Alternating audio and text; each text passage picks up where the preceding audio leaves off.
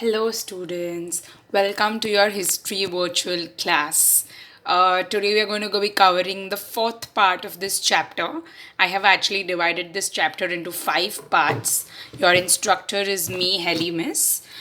Just a quick note for all those who are watching this video. If you're not a student of grade 9, you can just use this as a source of information for yourself. So coming to the recap, objective 1, 2 and 3 is what we've covered in the previous parts. The very recent one we did was on stamps.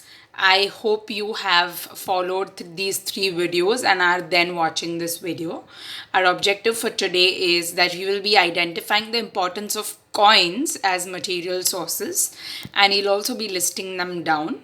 Identifies to recognize, it is also called as हम पहचानेंगे कि coins का importance क्या है as a material source, और list करना मतलब हम लिखेंगे.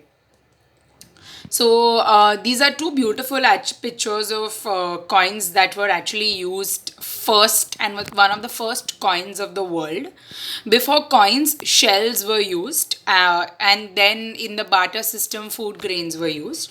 So this was introduced in 600 BC, which was before Christ, even before the birth of Christ.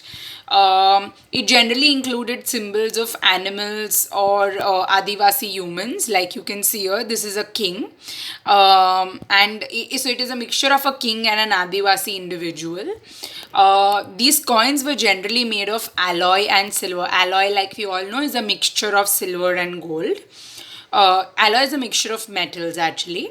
So how would they actually make coins? Because there were no factories during that time. So what they would do is, through a hammer, they would hit on these coins and they would try to give it a shape. As you can see, these shapes are not very sharp and clear, but through a hammer, whatever was possible is how that they made it.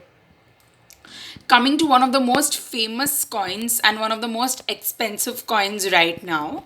So this was Alexander the Great, who captured and conquered almost the entire world. It was in the era of 300 BC, before Christ. So during this period, the coins that were earlier made of alloys of gold and silver were then made of aluminium and silver. And currently, if anybody is having these coins, then they are given a value of about 1 or 2 lakhs, depending on how old and how good condition is your coin. So people who still have this coin are given a very good value on it. Next, coming to how is it actually a primary source of information. So as we all know, coins later on, as they developed and were printed by the government, they also carried certain social messages, which you can also, so this is a 20 paise coin, and this carried a social message of food for all. Food for all matlab khana sabke liye, because at that time getting food was a privilege. People were very, very poor. And there's also a symbol of lotus, which is a national flower. So the message was that farmers should grow more food because there's a shortage of food. And this coin was also issued in the celebration of the 25th anniversary of the Food Organization of India that was established.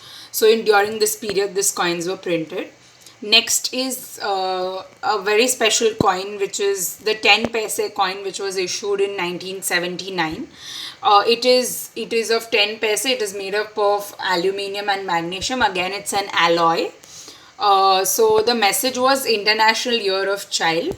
So children were not actually given a lot of importance, and since this year is also when education was given a lot of importance, the message was Happy Child, Nation's Pride. So this year was actually celebrated as an international year, and it was declared by the UN, the United Nations, to celebrate this year as an international year, and which is why the Indian government, the Revenue Department, also printed these coins. Then coming to as a hobby, like I also showed you in the previous video, stamp collection is also a very profound hobby, and so is coin collection. There are some coins that are ages old, about hundreds of years old, but it may be difficult for us right now to get those coins. So maybe if you are really interested and want to sell your coins at a higher rate in the future, you can start collecting coins from now. You can go to your grandparents and ask them if they have any coins saved from what they had. So that is also a very good hobby and something that you can do during your pastime.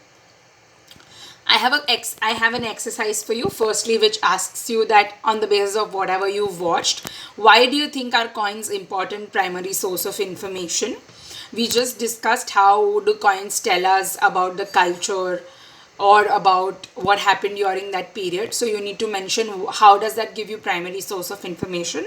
And secondly, there's this picture of a 2 paise coin that I've mentioned here, and that was issued in 1993. You need to tell me what was the message at the back of this coin. So you need to Google this up and you need to find out what was at the back of this coin, and you need to describe whatever is at the back. There's a picture drawn, so you need to describe that picture and what do you understand from that in 2 to 3 lines. Alright students, this is the end of this video.